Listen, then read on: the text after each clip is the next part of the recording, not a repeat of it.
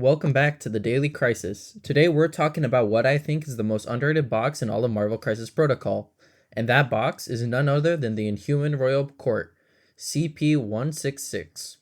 Now, this box doesn't nearly get enough love, but it absolutely should. It's got 4 incredible characters, Gorgon, Karnak, King Blackbolt, and Maximus the Mad.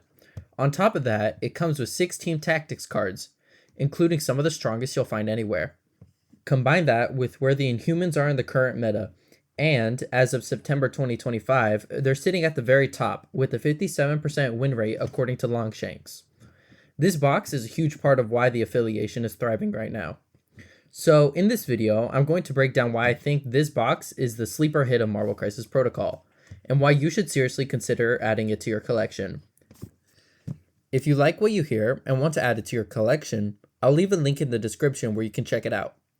Let's kick things off with the characters, because let's be real, that's the heart of any new pack. This box actually gives us 2 of the best 3 threats in the game right now, and the first is Karnak. Karnak is a close-range brawler who hits harder than you would expect. His builder comes with a mandatory push on a wild, and while that might sound situational, the math is actually on his side.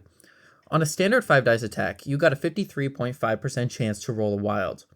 Thanks to the Inhuman reroll, that bumps up to nearly 59%. And if you're under Maximus's leadership, it climbs even higher to 64%. That means this push isn't rare, it's happening all the time. And then you factor in his pinpoint weakness reactive superpower, which lets him spend 2 power to roll 3 extra dice when attacking or defending against someone with a weakness token. Suddenly, Karnak's offense looks very terrifying. On the defensive side, he's no slouch either. Martial Artist makes him tough to hit up close, especially when paired with his reroll. At range though, he's a bit more vulnerable. Still, as far as 3 threats go, Karnak is absolutely one of the best. Next up is the second 3 threat in the box, Gorgon. Where Karnak is about efficiency and control, Gorgon is all about raw damage and disruption. His builder has a wild stun, which is brutal early game when you want to keep enemy heavy hitters from gaining too much power. His Hoofquake attack spreads shock around, while his Godcrusher spender throws size 4 characters and dishes out stagger. That's a ton of value packed into a 3 threat. And of course, with charge, he's always getting into the fight. Plus, his reactive taunt lets him protect squishier teammates by forcing attacks onto him. Gorgon isn't subtle, he just wants to punch, but he does it very well. Now, let's talk about the big man himself, King Blackbolt. At 6 threat, he's expensive, but he brings a toolbox that justifies it. His builder is a beam 4 attack with a push on a wild, which is insanely good for both damage and displacement. His spender, Wrath of the Midnight King, is one of the nastiest attacks in the game. 8 dice, automatic advance on a medium, and a wild throw on any size.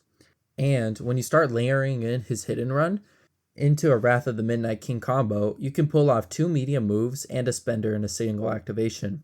Expensive, yes, but potentially game-changing. His superpowers add even more versatility.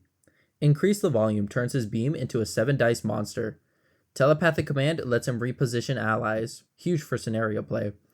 And anti-graviton control gives him damage reduction and extra power generation, making him far tankier than he looks. Then there's his somewhat mini leadership ability, Inhuman King. It may look minor, but being able to clear a condition, even something like stagger, at the start of a turn can completely swing a game. Blackbolt is a powerhouse, and in this box, he feels like the perfect anchor for the team. Finally, let's look at the leader of this box, Maximus the Mad. Now yes, his 2 physical defense does jump out as a weakness, but don't let that fool you. His ranged Mystic builder with suppression is excellent into defensive tech like Spider Sense or Martial Artist, and his Neural Annihilation spender is a brutal 9 dice attack that strips defensive mods and staggers your opponent. Costly, yes, but devastating when you line it up correctly. His superpowers are really where he shines. Did you forget while you're here lets him reposition activated characters, enemy or allied, which is incredible for both scoring and disruption. His defensive superpowers let him force opponents to reroll 2 attack dice within range 3, a massive way to blunt incoming damage and stop triggers from occurring.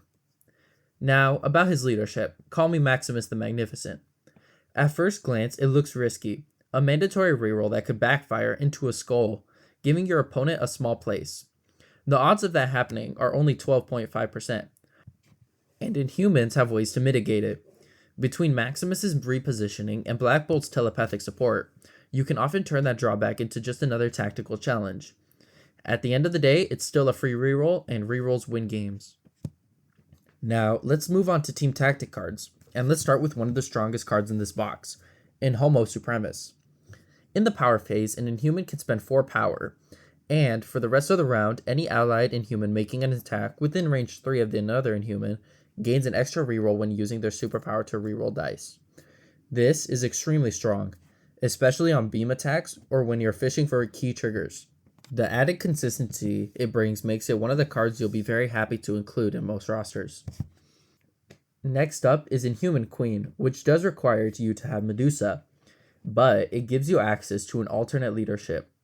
Whenever you daze or KO an enemy character, you gain a power, heal a damage, and even get a small advance.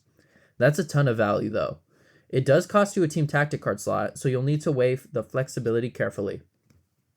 Then there's Genetic Prophecy, and this one's probably one of the weakest in the bunch. It lets you score 2 victory points if you're behind on the scoreboard, but the drawback is brutal. Blackbolt can't attack that round. He's simply too important to sideline, so more often than not, this card will just collect dust in your binder. Plots Within Plots is a flavorful one tied to Maximus. For 4 power, once per turn, when an enemy character ends a move within range 2 of an ally, another friendly character outside of that range can advance small. It's a neat repositioning trick, but the cost can be steep, especially since Maximus usually wants to keep power for his toolbox of superpowers. Royal Guardians gives you a bodyguard style effect for either Karnak or Gorgon, letting them step in and take an attack for a friendly character within range 3. Not only that, but you get to place them within range 1 of the ally you're protecting. If Karnak survives the attack, the attacker gets saddled with a weakness token. And if Gorgon pulls it off, the attacker gets both shock and stun. It's situational, but when it works, it feels fantastic. And finally, we come to what might be the best card in the box, the Great Refuge. This one lets an Inhuman character with an active leadership ability spend power to reposition the rest of your squad. For every 2 power spent, you get to place an allied Inhuman without an objective within range 3 of their current location. It's flexible, powerful, and can completely swing the board state, whether that's setting Blackbolt up for a devastating beam attack or helping Karnak and Gorgon close the gap. This is the card you'll almost always want to keep in your back pocket, as it makes Inhumans feel like a mobile, coordinated force they're meant to be. So, why is the Inhuman Royal Court the most underrated box in MCP? Simple. It's a 4-character pack where every single model is good. Karnak and Gorgon are 2 of the best 3 threats in the game. Blackbolt is a monster who brings both damage and displacement. And Maximus gives the team a unique and honestly fun leadership that opens up new ways to play. Pair that with the strong suite of Team Tactic cards and the fact that the Inhumans are currently thriving in the meta. And it's clear this box isn't just underrated, it's a must-have. And if you're worried about tracking down the older Inhuman releases, don't be. Atomic Mass Games has confirmed the Inhumans will be restocked in Q4 of 2025, most likely in a new affiliation box. Based on current pricing, expect something around $64.99, though that's just my theory. So if you're looking for value, flexibility, and a chance to jump into one of the top performing affiliations in MCP, the Inhuman Royal Court is a fantastic buy. If you've been thinking about adding them to your collection, I've got a link in the description where you can pick up the box, or go to your local game store to support the community.